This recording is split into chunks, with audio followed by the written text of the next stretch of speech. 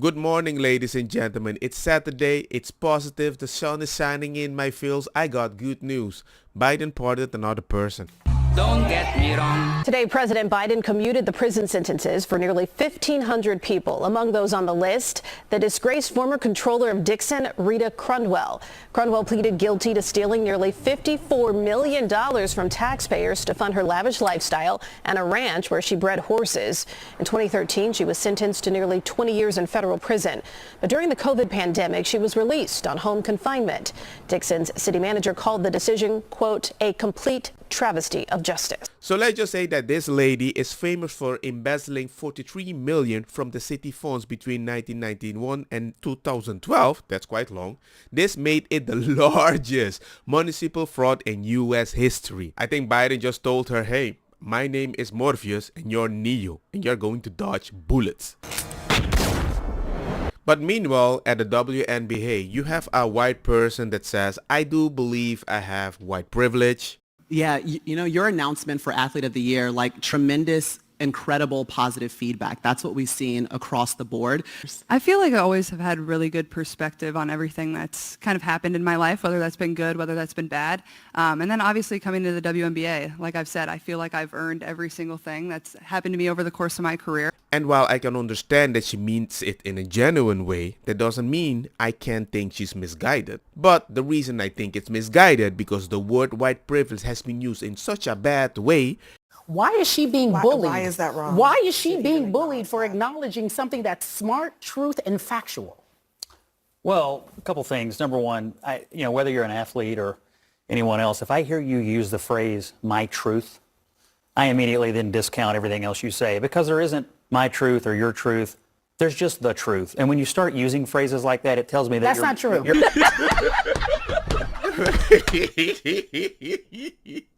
The fact that he's talking about my truth and you respond is like, that's not true.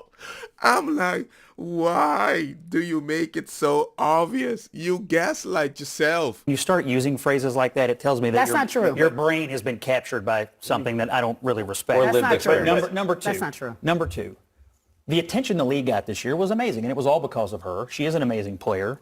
The arenas were full when she played in them. The TV ratings were up when she was on television. That's undeniable. But, the league still lost like $40 million this year. And it's never made money. And to me, when you're talking about having respecting people who built something, what did they build? A league that loses money every year? She has the capacity. What do you mean, what did possibly, they build? What do you mean, what did they build? What kind of a business did they build? And the reason why it's still up and still running, whether it's losing money or not, is because of these black women who are in this. So you're saying the reason why black women can play is because people are having pity to black women. That's why it exists, not because it's making money. If she had a wound, I would kiss it. I'm not saying you're not doing great, but you can't be proud that you're losing money and somebody allows you to do that. That's a wild analogy. It's because of these black women who are in this. Isn't it because of the investors? No, stop it. You stop it now. It's not. I was in Dickie's arena. Who pays for it? I was in Dickie's arena. Let me just tell you. It says more about the people who are getting offended by it than her. I think they're just disappointed that she appears to have been captured by the woke mob. You don't like the and here's the disappointment. It's the white privilege. Let him articulate this because I want to learn something. I feel a little bad for her because she's going to learn that it will never be enough. No matter how much of the phrasing, no matter how much of the groveling you do, it will never be enough for the people in that league that hate her guts. Why do you assume they hate her guts? Why do you assume that she is trying to pander? Isn't it also... Because I hear the language. It's the language of the pander. I hear the phrase white privilege. Sports is the one place where nobody on the field has any privilege at all. She doesn't get extra points when she shoots because she's white. She gets the same number of points as anybody else. Sports is the great equalizer, and it just felt like to a lot of people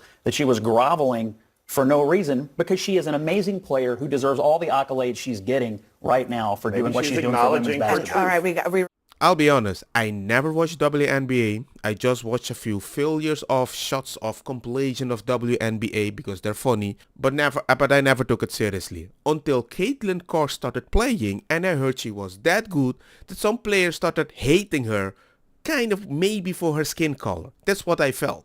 And that was entertaining, seeing her beat other people that sometimes hit her very hard and then say, hey, I'm not racist. As a person with one eye, I want to ban long nails in WNBA because that's wild. Disgusting or dirty simply because there are black people eating there. That is the epitome of racism. It was just mob of kids, just so many kids outside my door. On Election Day, a group of students with MAGA hats and a Trump flag roamed down the hallway of Beverly Hills High School. I'm going to tell you how scary it was. Teacher Bella Ivory says the group of students tried to enter her classroom where there were several black students. Some of the students were shouting, Kamala, as they walked down the hallway.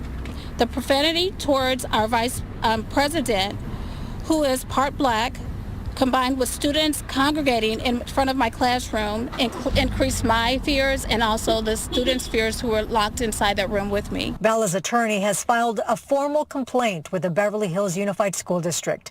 He plans on filing a lawsuit next. We allege discrimination, harassment, retaliation, racial comments, physical threats. That's what this lawsuit is all about. And I totally agree with her. This should never be allowed. On both sides. Better or for worse is not much of a ringing endorsement, and we all know which one Trump falls under. And let's remember who else has been given this title in years past in the same category: Adolf Hitler, Joseph Stalin, Ayatollah Khomeini, and Vladimir Putin. In fact, Stalin won the distinction twice, just like Trump. Regardless of the company he keeps, we know how important these magazine covers are to Trump. Just look at this tour he gave the Washington Post in 2015 of his Trump Tower office, with a wall adorned with his various cover appearances. Joy Reid, don't make me investigate. Let us investigate. Obama was second. Bill Clinton was fourth. Hitler was seventh. Donald Trump was 10th. Why do you make me investigate? Let's see which are the women's. Please don't do this. Hillary Clinton is second. I'm like, the fact that you missed this so much, I think you're suffering from Trump derangement syndrome. I really mean it in the nicest way. I'm praying for you. What difference at this point does it make? Let's ask the manager of Kamala if he agrees with me. We had 107 days, and I know people don't like that time frame, that number, but to open up a Democratic primary, you would have had black women, who were the strongest voting bloc for Kamala Harris, be highly upset if it was not Kamala Harris. You would have had someone starting with zero infrastructure. I hear your concern, and I'm not saying that primaries are not important and open primaries are important. And the black women say black men didn't vote, when even if all the black men voted, they would have lost anyway. So the strategy was a losing strategy, focusing on another losing strategy that would never help them, but it was the reason that morally you would have voted for them. That's why they lost. Nah, you have to focus on the popular vote. You guys were way off the track. Like, it's like you guys were blind.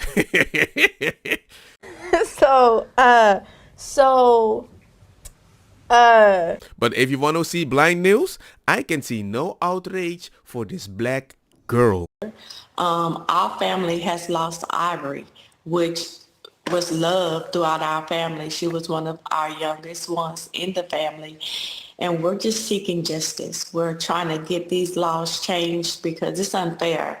Like you guys say, it's 12 days before Christmas, and we're planning a funeral instead of trying to celebrate Christmas. Sharonda, explain that thing that I just talked about in this introduction. This migrant from Venezuela, after he hit the other car, jumps out, and rather than helps, he takes pictures and then gets in the car and speeds away? Yes, unfortunately, he didn't care. He didn't care that it was a mother and a daughter in that car, scared that he had harmed. He didn't try to assist. He didn't try to call for help. He got out, he took pictures, and he tried to flee the scene.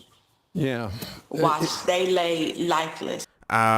It's not even bittersweet. Not even bitter. It's acid. Because I'm like, BLM, where you at? If you care about that, if you care so much about women, abortion, you know how they keep screaming it in your face, right? Because they cared about the black woman, they diverted, no, we need to get the black vote. I don't know, man. It doesn't seem very genuine, even if I wanted to be genuine. Does that make sense? And I testified falsely against them by saying that they raped me when they didn't. And that was wrong. And I betrayed the trust of a lot of other people who believed in me.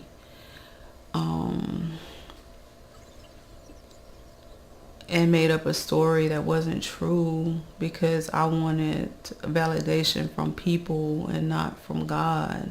And that was wrong. And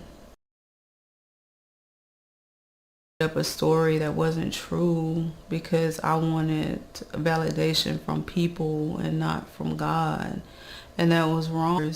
And I hope that they can forgive me. Holy poop. Crystal Magnum just admitted after 18 years that she made up the funky allegation against 3 Duke lacrosse players. She deserves life in prison.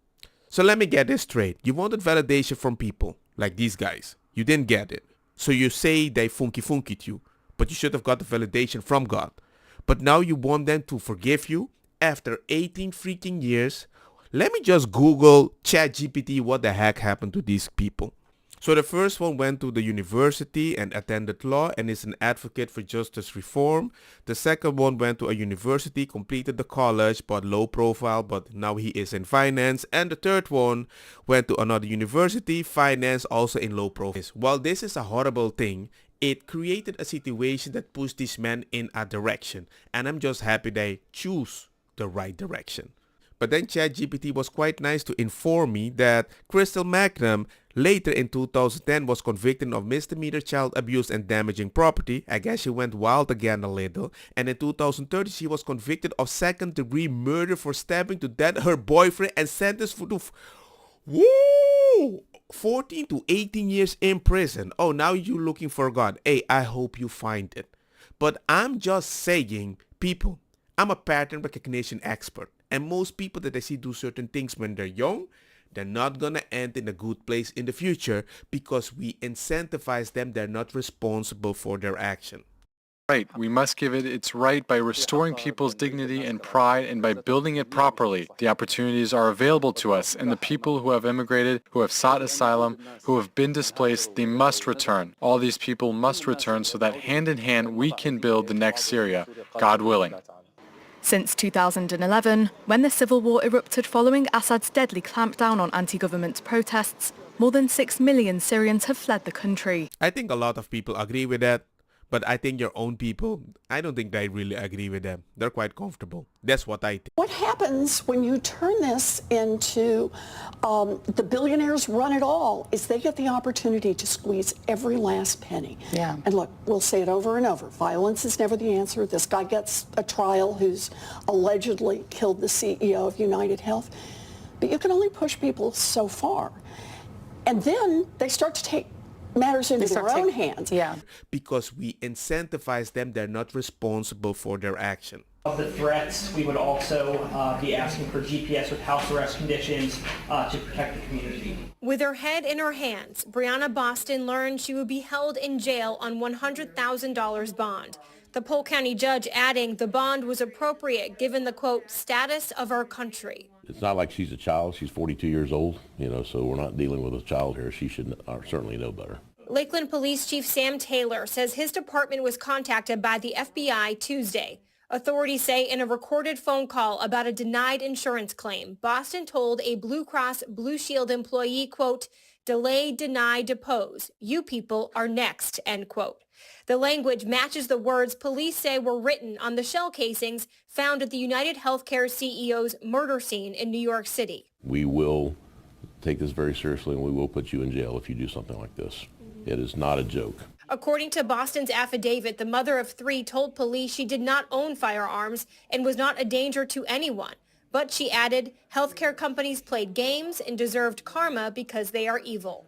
And the fact that Luigi escaped on an e-bike, they got this solution, which It's not gonna work. The fact that they're not licensed is a problem because nobody can identify them. If you're hit by one of these vehicles, and thousands have been hit by these e-vehicles, if you go through a red light and you cause an accident and then you take off, we can track you down. The proposed bill would require all e-bikes and e-scooters be registered with the Department of Transportation and display a visible license plate. That's how we control vehicles, cars, trucks. We have license plates. We can identify them. We can do that through technology, meaning red light cameras, speed cameras. There's never any accountability. Riders flee 90% of the time, but e-bike riders are getting killed too. But the city DOT commissioner, Idanis Rodriguez, who was present at the hearing, not endorsing the bill.